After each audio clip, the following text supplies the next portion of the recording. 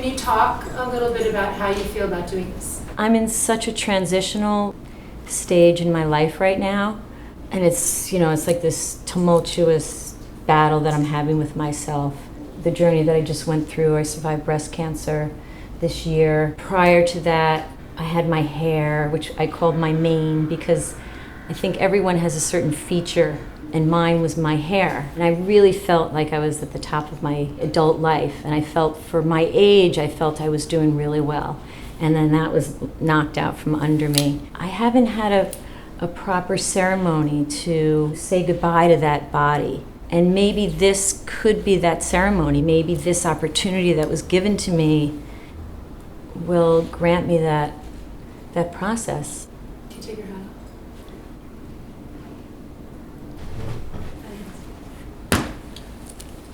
Can you talk a little bit about what your style says about you? Each piece is hand-picked, and there's a story behind every piece and every garment of clothing. What's behind something? And it really is the story. It's always the story. I mean, that's what we have. We have stories. Have you been treated any differently by anybody without the long mask hair? When I go up to the Upper East Side, I'm always myself, so I obviously stand out. I think there was one time I was in holy jeans, and I had my coffee cup, and I was maneuvering my bag, or I was doing something. Somebody put a coin in my cup. That's fascinating. They thought you were homeless. They thought I was homeless.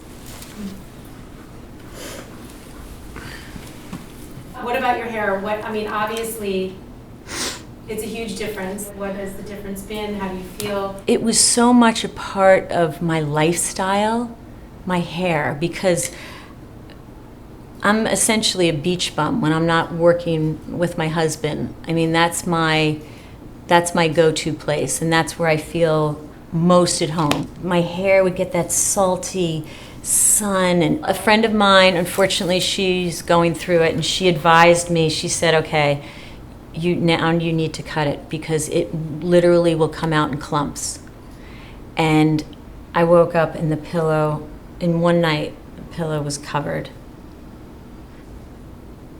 I couldn't look at myself for 3 weeks in the mirror. But I think for that time for me, I think I was just moving. Okay, be here for this appointment, do this, we're gonna inject you with this, we're gonna do this. So it was all very, and that in a way, it's almost a distraction. Now, I have time to process all that I went through, and so it's almost more difficult now. But I'm really intuitive, and I know my body. Did your intuition tell you had it in the first place? My intuition told me that there was something definitely wrong.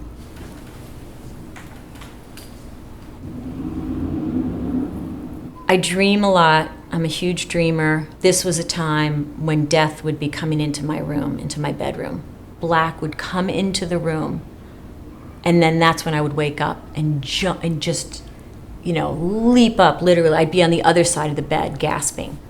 I went to my GP, who says that he's learning Eastern medicine, so I thought he would be the one to really see it. He gives me a breast exam. I'm on the table. And so we go and we sit in his office after he, draws my blood, and he literally says to me, well, did you ever think that maybe it's in your head? And I said, oh, okay. I said, okay. I left, not fazed, because it's just typical. And probably a month later, I was diagnosed with breast cancer. And he was the first person I called.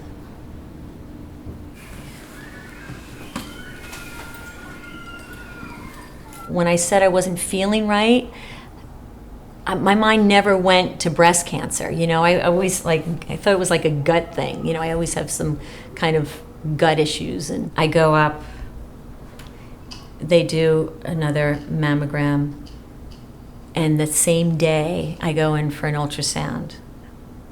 And there it is.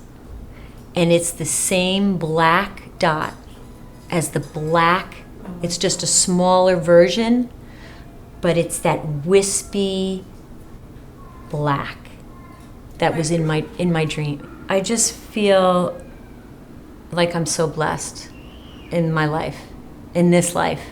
Why? Because I was taken care of after that. It was as if that was my hurdle, confronting having to deal with the nightmare doctor who said that it's all in my head. I feel like that was, and looking back now, I feel like that was my little hurdle, and after that, I've just felt guided.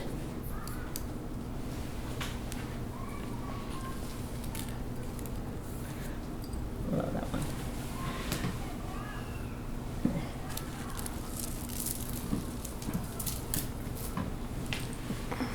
What is it within you that makes you so kind of calm, cool, collected? I don't know, I've had such a great life. I think about all the situations I've just fallen into.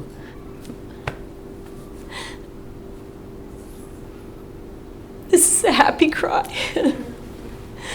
And it's just been amazing. It's just been amazing. What's been amazing? I left home with nothing.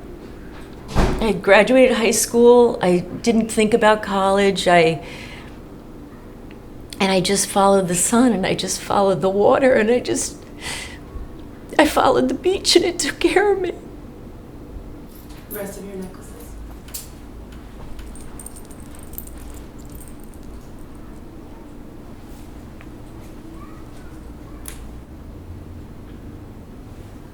I don't know if it's that I'm afraid of dying, is I just want to do more. And I love Sunny so much, and I want to see her. I want to see what she does.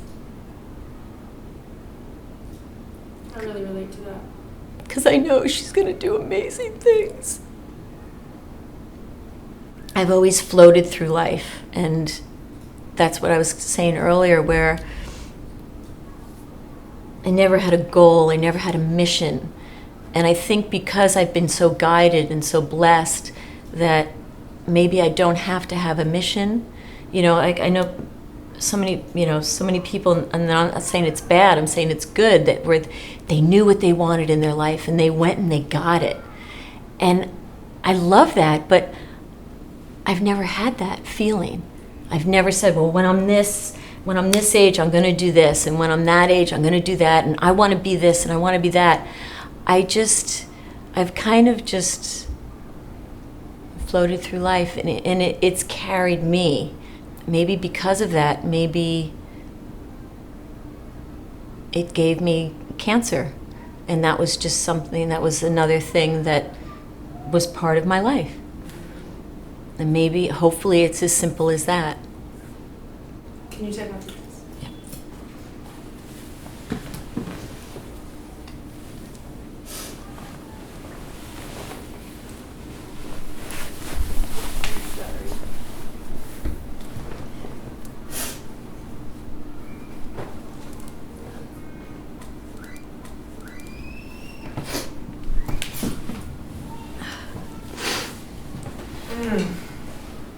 When do you feel the most vulnerable? When I'm misunderstood. Because I find when I'm misunderstood, sometimes it just snowballs so out of control, and then I can't bring it back and explain what I really meant to say.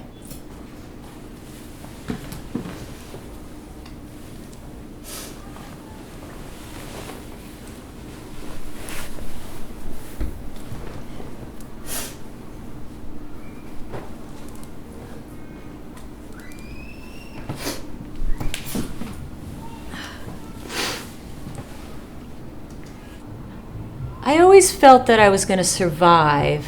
I go to the radiologist, they fry my boob, you know. I mean, luckily, I have my boob here because I got a lumpectomy. I didn't have a mastectomy. And the way the surgeon removed it, she did it in a way where I wouldn't have a scar. I mean, so those things are wonderful. If I had a scar, okay, so I had a scar. That wouldn't bother me either. Would you trade the experience? Ooh. If I really believed that I was cured of breast cancer and it was really over,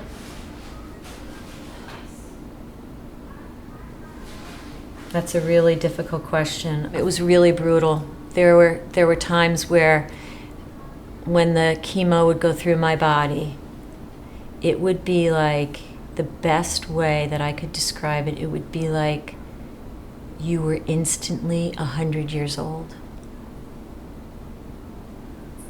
In those times,